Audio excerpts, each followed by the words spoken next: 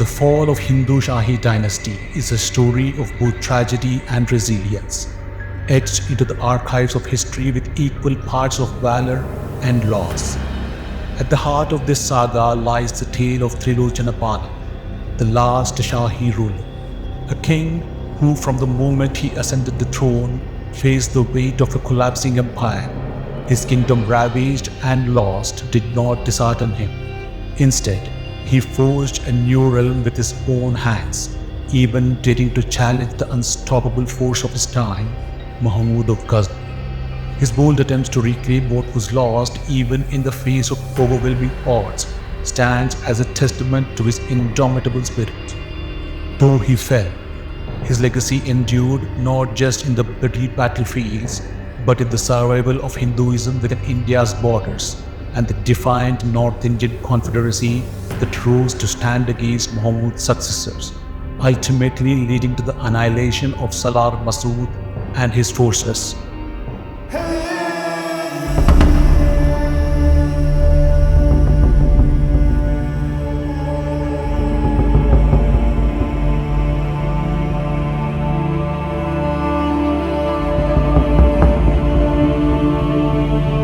For 350 long years, the Hindu Shahis stood guard, protecting the gates of India from relentless Islamic invasions.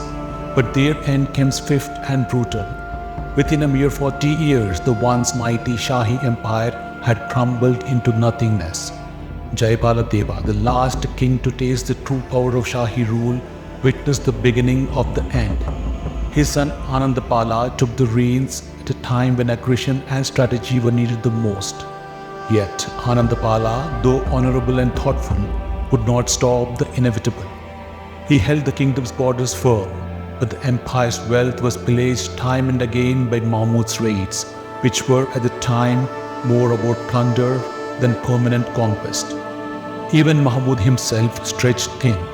He could only claim victory as far as Hind, the Shahi capital, and Nandana briefly. Trilochanapala's succession in 1013 marked the final act of his grand drama. Anticipating yet another onslaught, he sought aid from Kashmir, bound by family ties. His daughter was wed to the son of Tunga, the Prime Minister of Kashmir, and Didda, the legendary Queen of Kashmir, was his close relative. Trilochanapala, sensing the storm that Mahmud of Ghazni was approaching, made a desperate gamble. He dispatched his son Bhimapala, known to history as the fearless leader Bhim, to hold Mahmud at bay while he raced to Kashmir in search of reinforcements. Bhimapala, unflinching in his resolve, took his stand in the rugged Makralla hills, determined to block Mahmud's path. What followed was a fierce and courageous defense. For over a month, the hills echoed with the sounds of battle as Bhimapala's forces held firm, even crippling one of Mahmud's tall wings. So dire was the situation that Mahmud was forced to send his own elite guard to salvage his flattering army. Yet, even heroes know when to retreat. Realizing that he could not hold the invader any longer, Bhimapala launched a final ferocious assault on Mahmud's lines, buying just enough time for his troop to retreat in good order. He sent a strong force to defend the vital stronghold of Nandana before racing to join his father. But Mahmud, blind to the movements of his enemies, marched towards Nandana, where another bitter siege awaited. When Nandana finally fell, it was crumbled under the weight of plunder and devastation. Mahmud's ambitions turned towards Kashmir, where he hoped to crush the remnants of Shahi resistance. But this time it was Mahmud who would face a surprise. As he blundered towards his next conquest, he stumbled into the path of the combined forces of the Shahis and a formidable Kashmiri army led by Tunga, the proud commander of Kashmir. Trilochanapala, wiser to the shifting tides of war, urged Tunga to be cautious to wear down Mahmud with strategy rather than direct confrontation. But Tunga, headstrong and defiant, rejected caution in favor of a head-on clash. It would be his undoing. In a reckless battle, Tunga's forces were shattered and he had to pay for his pride with his life upon his return to Kashmir. As dust settled, Trilochanapala saw the writing on the wall. The fight was slipping from his grasp, and in a final act of strategy, he orchestrated a careful retreat, preserving what remained of his forces and a treasury. He had lost his kingdom, his capital, and his allies, but he had not yet lost his army or his spirit. He was now a king without a throne, a ruler without a realm, but a leader who refused to surrender his fight. In a moment of clear strategy, he gathered the remnants of his forces and treasures, retreating to the Sivalik hills. Trilochanapala was not a man to surrender easily. In the shadow of despair, he carved a new domain, establishing Hastinapur as his capital. However, his rise in the new territory brought tension with Raja of Sharva, Chand Rai, who viewed Trilochanapala's new kingdom as an encroachment upon his lands. But instead of meeting Chand Rai's hostility with war, Trilochanapala extended an olive branch. He sent his son Bhimapala as an emissary to negotiate the marriage alliance, proposing a union between Bhimapala and Chand Rai's daughter. Yet, the proud Chand Rai, still seething with anger over his diminishing territories, arrested Bhimapala instead of considering peace. It was a volatile situation, one that could have ignited a bloody conflict between the two rulers.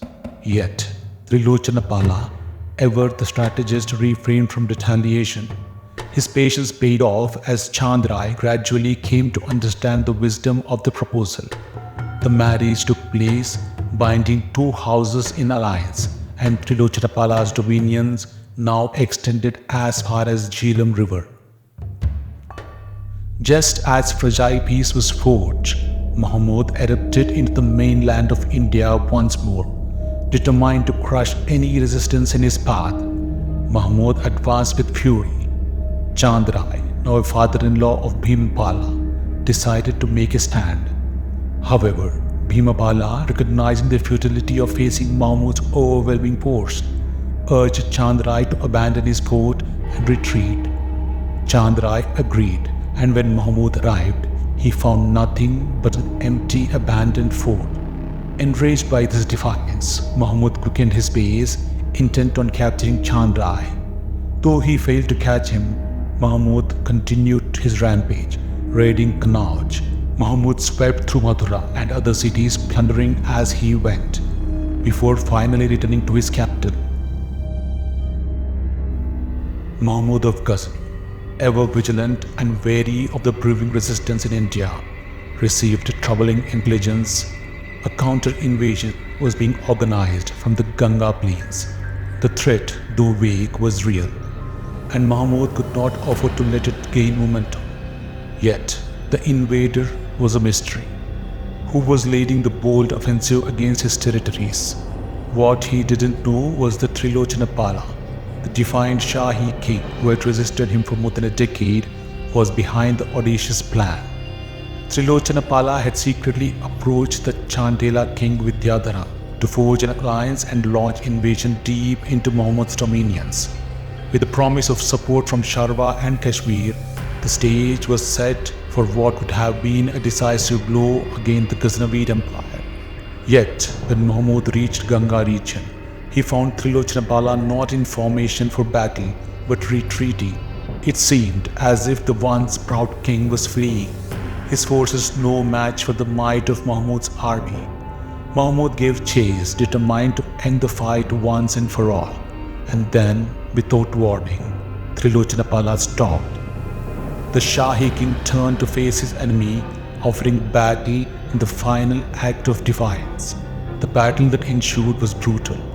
Trilochanapala, who had fought with unmatched courage for years, was gravely injured in the clash. His forces, weakened and outnumbered, were overwhelmed, and Mahmud's victory was sealed. The story of Trilochanapala's final stand is one of profound strategy, sacrifice and legacy, far from more than a simple flight from the battle. Trilochanapala didn't flee from Mahmud in fear. He was drawing him into a deadly trap towards the waiting forces of Vidyadhara, the Chandela king, who, according to chronicles, has amassed an army of over 100,000 troops and 640 war elephants. It was a brilliant tactical maneuver. Mahmud, blinded by his desire to finally crush his long-time adversary, pursued Trilochanapala, unaware that he was being led straight into the jaws of a massive Indian confederacy that could annihilate him completely. Though Trilochanapala tragically fell in battle, he succeeded in achieving something no one before him managed.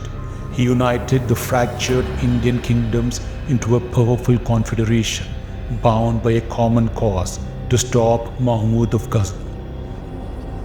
The genius of this alliance was its longevity and its impact on history.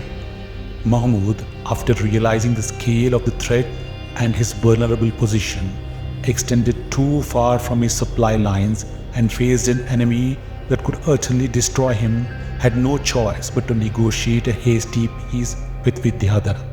He turned and fled back to his kingdom, his ambitions in the heart of India dashed.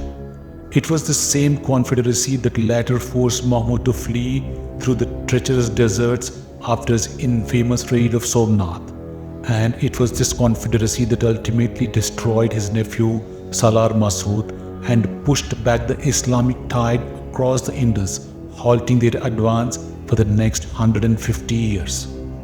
The legend of Shahi Dynasty did not end with the fall of Trilochanapala. His son Bhimapala continued to be a thorn in Mahmud's side. When Mahmud was ambushed in desert on his retreat from Somnath, it wasn't some random tribe that attacked him. It was Bhimapala, avenging his father and nearly taking Mahmud's life. The Shahis, even after losing their kingdom and enduring countless defeats, never stopped resisting. For 350 years, they stood as the guardians of the Khyber Pass, preventing the Islamic armies from pouring into India. Even in their twilight, they refused to bow to fate. Mahmud's rage was not just at a rival kingdom. It was at a dynasty that defied him and all those before him time and again with unwavering resolve. The Shahis, Bhimadeva, Jayapaladeva, Anandapala, Trilochanapala and Bhimadeva are names that should be remembered and celebrated in Indian history. These warriors gave everything they had to protect the land, and even after losing their empire, they forged a confederacy that kept India free from the conquest for generations. Their legacy stands as a testament to the power of unity and the indomitable spirit of resistance. While they may not be widely remembered, their actions shaped the course of history in ways that are still felt today.